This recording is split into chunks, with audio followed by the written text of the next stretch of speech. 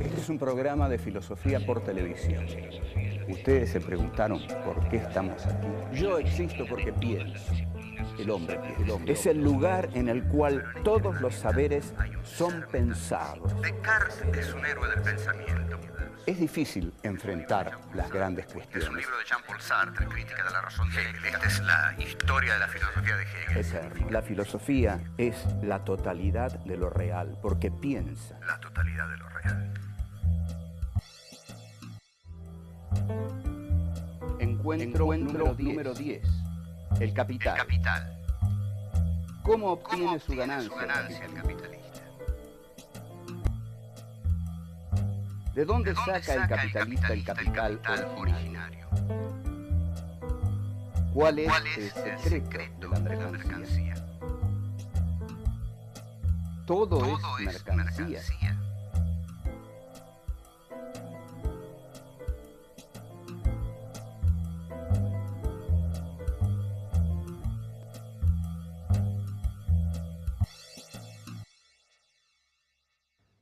Tenemos que hablar del concepto de la plusvalía en Marx.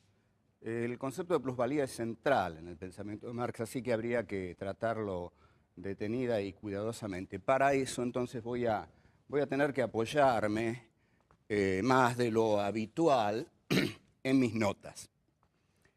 El primer capítulo del Capital, del tomo primero, que es el único que se publica en vida de Marx, comienza con el análisis de la mercancía. Marx encuentra, prestemos bien atención a esto, Marx encuentra dos aspectos en la mercancía: el valor de uso y el valor de cambio.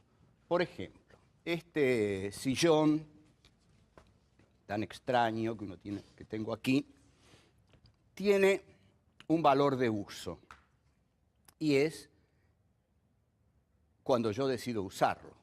Decido usarlo para mí. Entonces, si lo uso para mí, me siento, y lo que tiene el valor de uso es que en la medida que usamos las cosas se gastan. Y en la medida que se gastan, no tienen ya ningún valor, solo sirven para usarlas. Este es el aspecto que tienen las mercancías como valor de uso, sirven para ser usadas. Pero si yo agarro este sillón y decido venderlo, este sillón tiene entonces un valor de cambio. Entonces lo vendo por, ¿qué podrá valer este sillón? 2,50 pesos, digamos. Lo vendo por 2,50 pesos, porque en realidad desde que estoy haciendo esto me siento en este sillón y se me ha cuadriculado la sentadera, digamos. Entonces lo vendo por 3,50 pesos. Ese es su valor de cambio. Entonces este sillón tiene es una mercancía, esto es una mercancía. Una mercancía tiene un valor de uso, que es usarlo, y tiene un valor de cambio, que es venderlo. Bien, esos son los dos aspectos de la mercancía. Ahora, ¿cuál es el valor? El valor de la mercancía. ¿Cuánto vale este sillón? Bueno, este sillón vale tanto como el tiempo de trabajo socialmente necesario para construirlo. Entonces,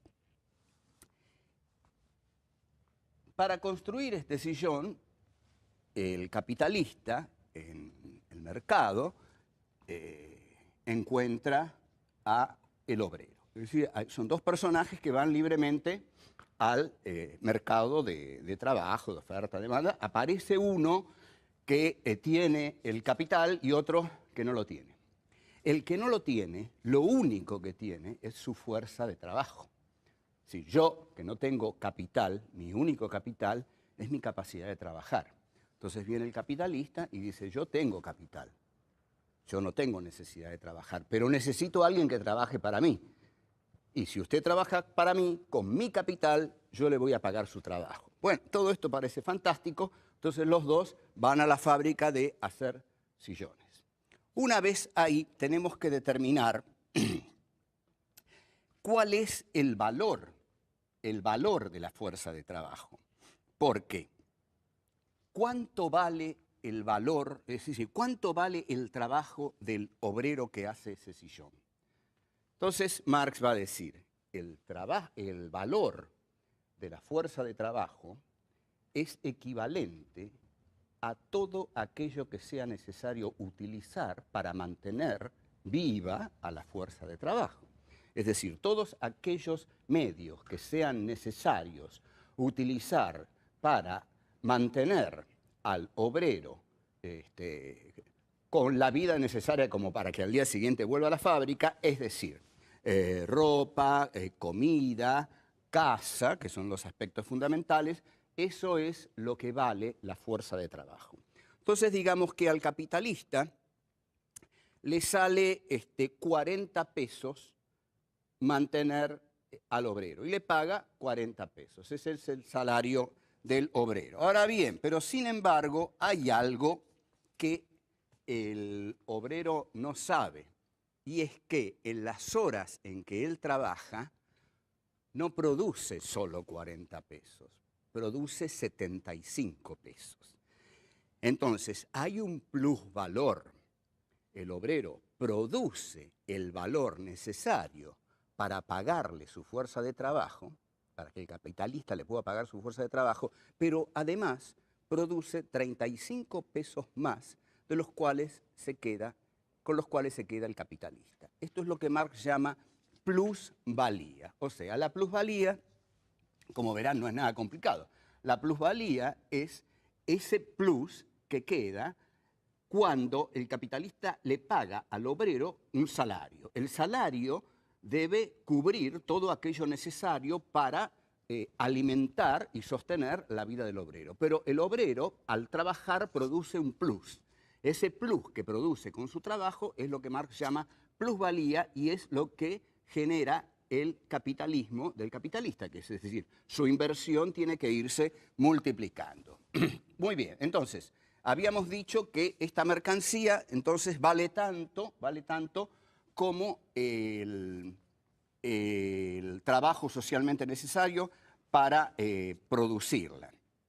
Y ese trabajo socialmente necesario para producir la mercancía tiene que ver con los medios necesarios para reproducir la existencia de la fuerza de trabajo.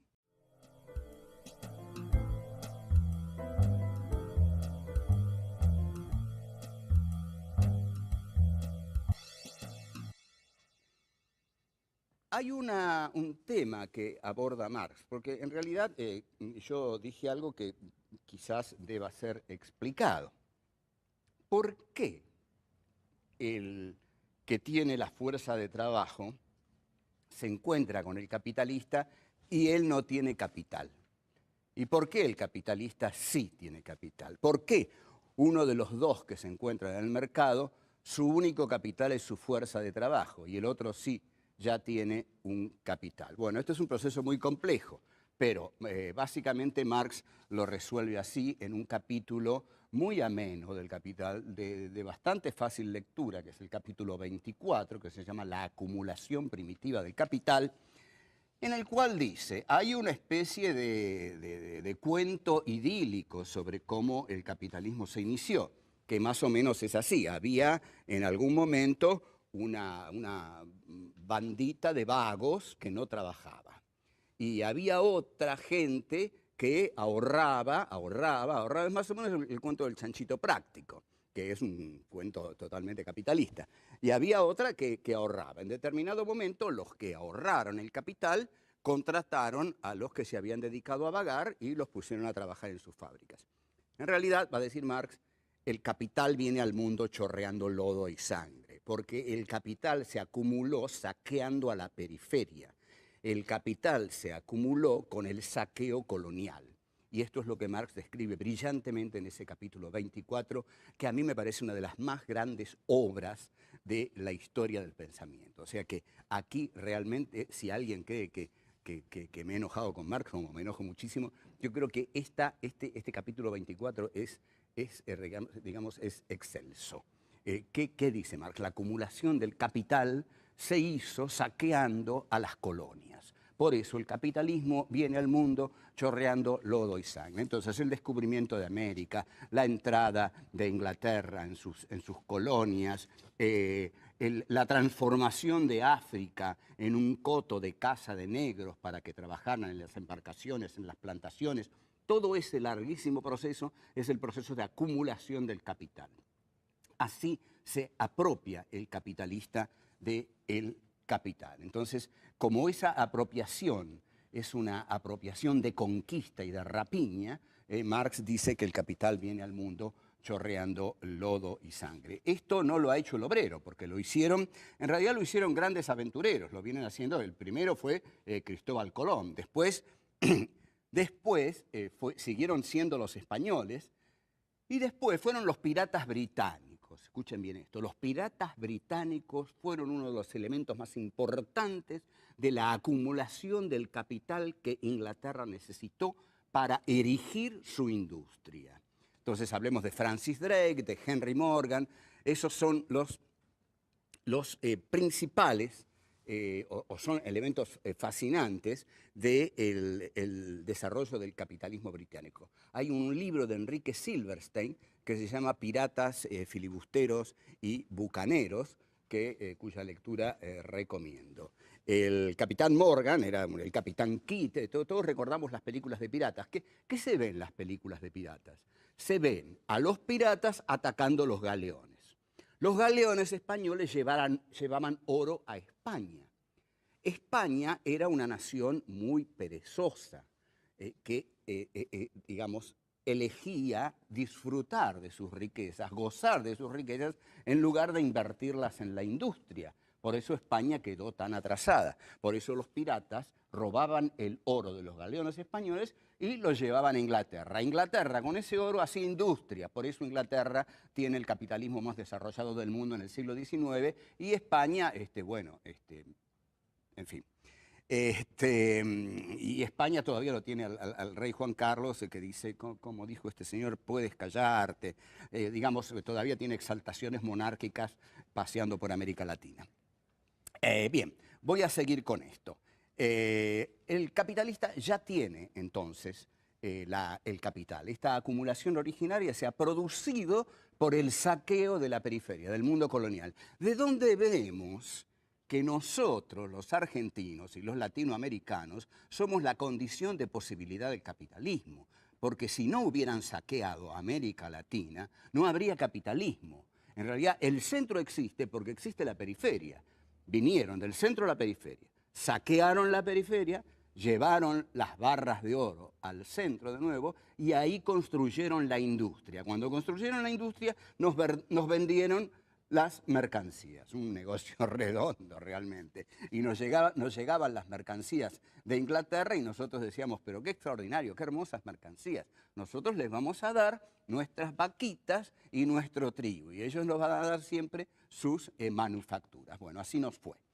Entonces, habíamos dicho que la plusvalía es ese plus que el obrero produce una vez que ya ha producido el valor de su salario. Mantener a un obrero vale 40 pesos, bueno, un obrero cubre esos 40 pesos con 4 horas de trabajo. Las otras 4 horas trabaja para el capitalista. Y eso es lo que Marx llama plusvalía. Al concepto de trabajo necesario, el concepto de trabajo necesario es lo que venimos diciendo. El trabajo necesario es el trabajo socialmente necesario que requieren las mercancías con las cuales se va a reproducir la vida del obrero. Este plus trabajo que hace el obrero es la plusvalía. Hay un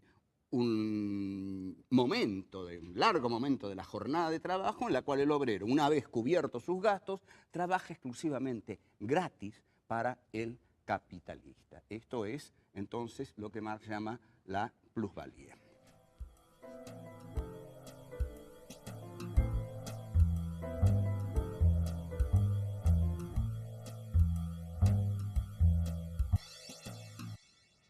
Nos venimos ocupando de un filósofo absolutamente central en la historia del pensamiento, Y bueno, en realidad no lo presenté, pero es ese señor barbudo, ¿no? Tenía una enorme cabeza, bueno, obvio, tenía una enorme cabeza. Para pensar todo lo que pensó tenía que tener una enorme cabeza. No sé si esto es medio mecanicista, de relacionar lo grande, bueno, el tamaño no importa, pero a veces importa.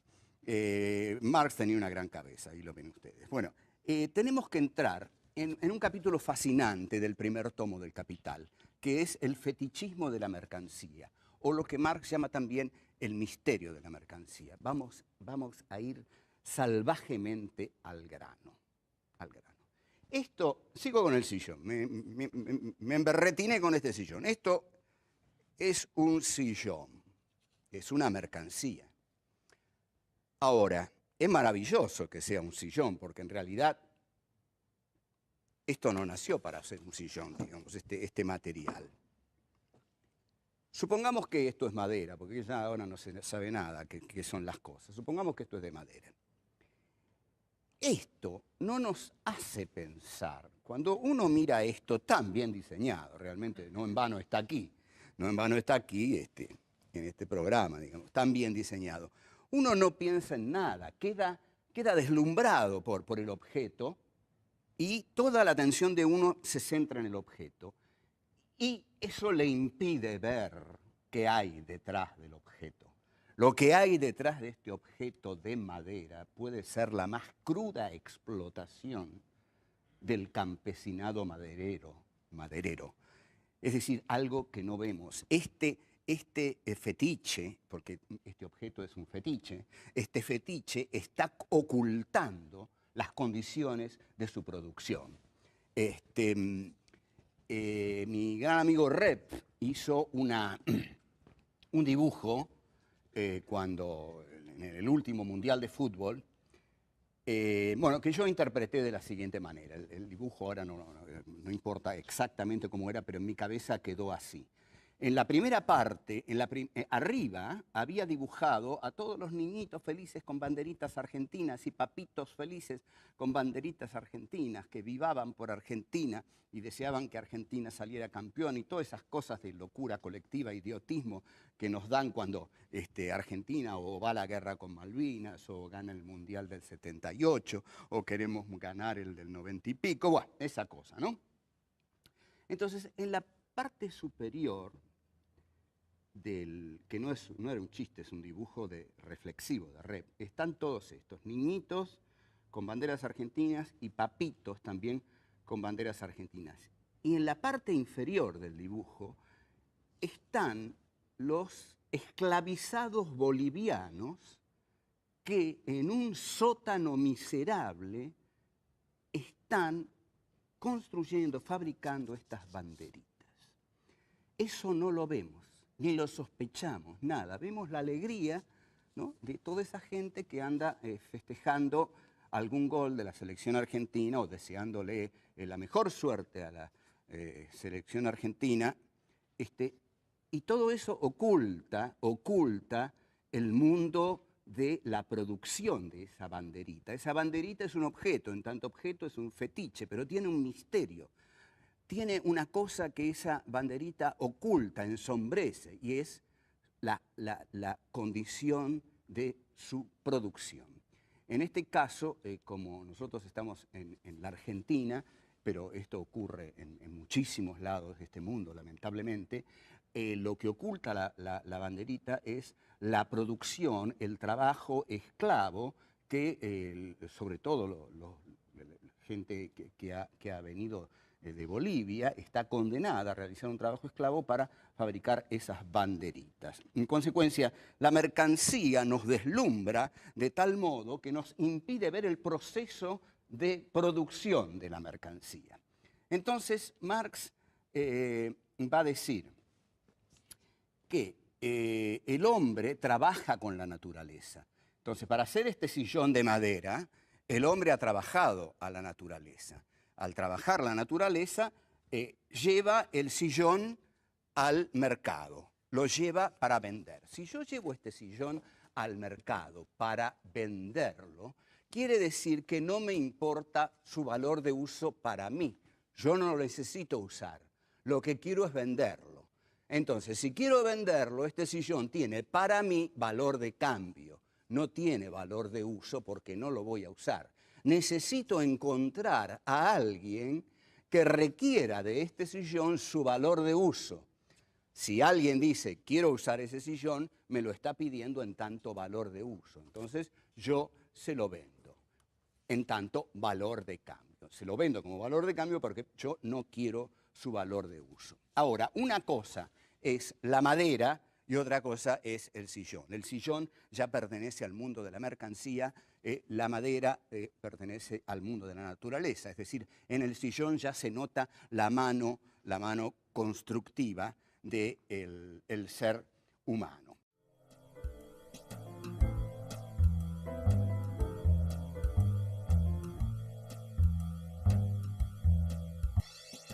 Hay un vértigo de las mercancías y más que nunca nosotros vivimos en una sociedad del vértigo de la mercancía, ¿no? Digamos, el vértigo de la mercancía usted lo vive solamente entrando en un shopping. Usted entra en un shopping y entra en el mundo del vértigo de las mercancías. Son todas mercancías. Y todo eso está ocultando el secreto de la mercancía, que son las condiciones de producción de las mercancías. Ese mundo se nos oculta por completo. Entonces, va a decir Marx algo notable. El mundo de las mercancías es un mundo encantado. Porque entremos al shopping. ¡Qué lindo que es! Está lleno de cosas. Y sí, es un mundo encantado. Porque son objetos encantadores que nos encantan, que nos llevan, nos compulsan, ¿no? Nos obligan a comprarlos. Y esos objetos son encantadores porque producen justamente una situación de encantamiento en nosotros y nos velan la mirada, que en realidad la mirada de cosas que no queremos mirar. Bien, ¿cuánto vale una mercancía? El costo de una mercancía es el costo de trabajo socialmente necesario para producirlo. Si producir este sillón ha llevado 14 horas, bueno, este sillón debe costar lo que valen 14 horas de un obrero o de 2 o 3 obreros que tengan que hacer ese sillón. Entonces, esta es una gran idea de Marx, y es la siguiente: si los hombres se desarrollan su vida a través del intercambio de mercancías y desarrollan su vida mirando mercancías y desarrollan su vida comprando mercancías o deseando mercancías, se transforman en otra mercancía. En consecuencia, la vida humana deviene cosa. Todos somos cosas, todos somos mercancías. Habitamos en el mundo de las mercancías. Queremos mercancías. Trabajamos para comprar mercancías, llevamos las mercancías a nuestra casa, nos venden mercancías por la televisión y por la radio y por el cine, y todo es una mercancía y finalmente nuestro corazón es una mercancía, por darle un toque romántico a esto, pero es verdad. Mire, si usted se saca una placa de tórax, mañana lo que va a encontrar son un montón de líneas acá. Esa es su marca. La marca de la bestia de la mercancía es lo que ponen ahora en cada una de las mercancías. Todas están marcadas con unas rayitas así. Esa es la marca que el capitalismo le pone a cada una de las mercancías. Entonces, las mercancías remiten todas a una mercancía, digamos, que las representa a todas. La mercancía que representa a todas las mercancías, la mercancía a la cual todas las mercancías se remiten, es el dinero. Entonces, el dinero es la mercancía de las mercancías. A través del dinero las mercancías se compran, se venden, se paga con dinero, porque si no estaríamos en el trueque, pero el capitalismo no es el trueque, el capitalismo es justamente el intercambio de mercancías. Y el dinero es la mercancía a la que remiten todas las otras mercancías y finalmente el dinero remite a los metales preciosos. Bueno, agotador. Esto ha sido muy difícil, les aseguro. Por lo tanto, vamos a decir quién fue Marx.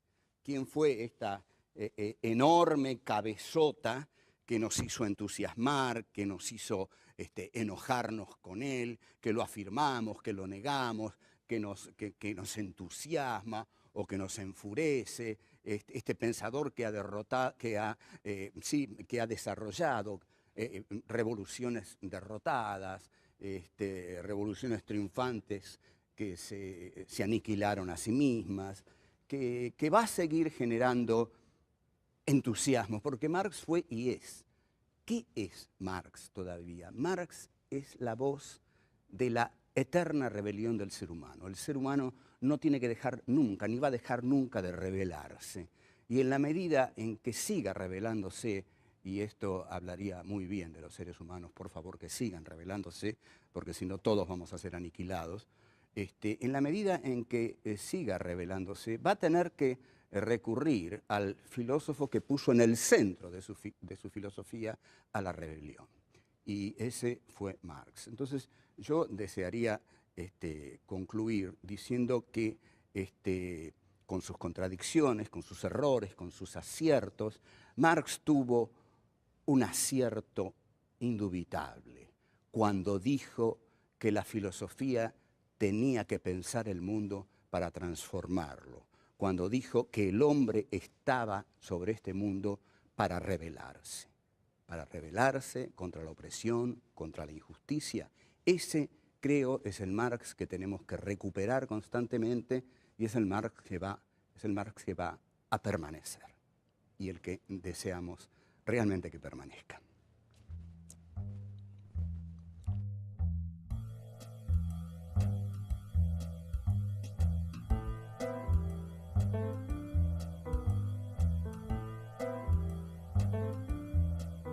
Marx dice que el capital viene al mundo chorreando lodo y sangre.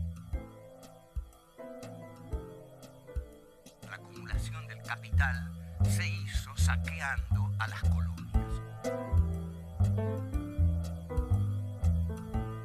Si no hubieran saqueado América Latina, no habría capitalismo. Todos somos cosas, todos somos mercancías.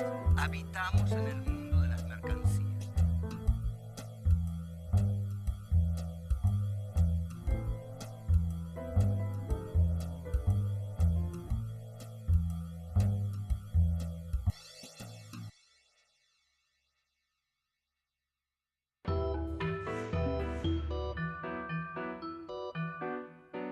Lo que tiene el valor de uso es que en la medida que usamos las cosas se gastan.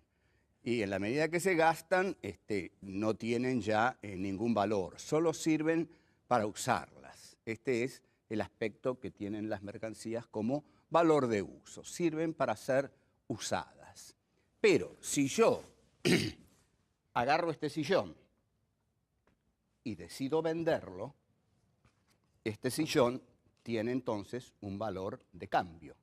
Entonces lo vendo por, ¿qué podrá valer este sillón? 2,50 pesos, digamos. Lo vendo por 2,50 pesos. Porque en realidad, desde que estoy haciendo esto, me siento en este sillón y se me ha cuadriculado la sentadera, digamos. Entonces lo vendo por, 3,50 pesos. Ese es su valor de cambio. Entonces este sillón tiene es una mercancía, esto es una mercancía. Una mercancía tiene un valor de uso que es usarlo y tiene un valor de cambio que es venderlo. Bien, esos son los dos aspectos de la mercancía. Ahora, ¿cuál es el valor? El valor de la mercancía. ¿Cuánto vale este sillón? Bueno, este sillón vale tanto como el tiempo de trabajo socialmente necesario para construirlo. Entonces, para construir este sillón, el capitalista en el mercado encuentra... ¿De dónde saca el capitalista el capital originario? ¿Cuál es el secreto de la mercancía? Todo es mercancía.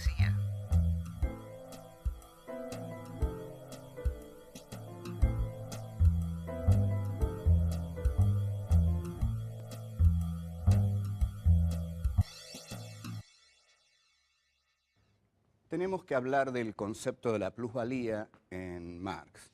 El concepto de plusvalía es central en el pensamiento de Marx, así que habría que tratarlo detenida y cuidadosamente. Para eso, entonces, voy a tener que apoyarme más de lo habitual en mis notas. Este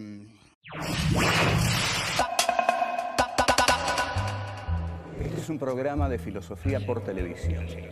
Ustedes se preguntaron por qué estamos aquí. Yo existo porque pienso.